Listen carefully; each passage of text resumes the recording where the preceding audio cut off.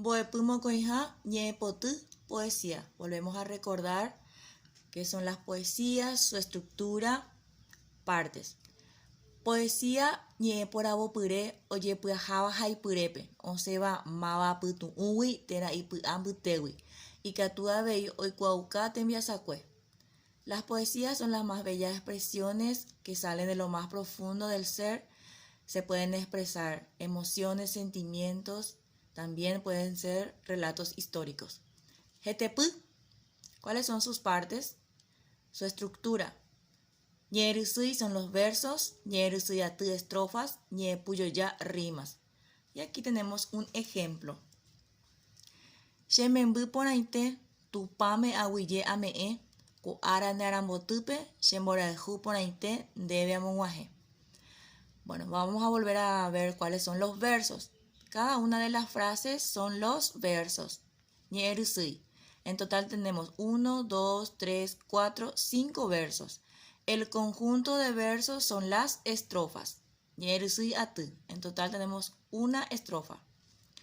Y las rimas son las últimas sílabas. Pronunciamos las últimas sílabas. Porãite, ame'ẽ, arambotýpe, porãite, amog̃uahẽ. Todas las últimas sílabas tienen sonidos parecidos. No son iguales, pero algunas son iguales. T, T.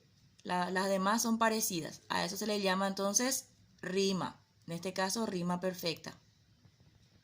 Uperire ñamba'apo ñandekuatia ñe'ẽme togue 60.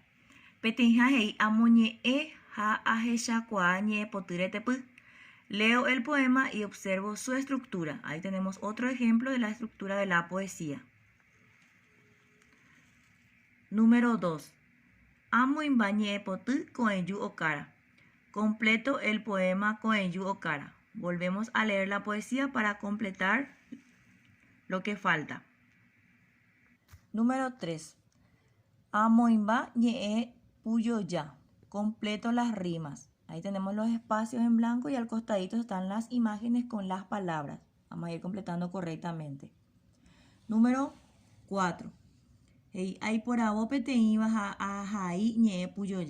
Selecciono una de estas frases y escribo las rimas. Ahí tenemos las frases y vamos a escribir las rimas. Apeya, ñamuaener envía poco ahora pewa.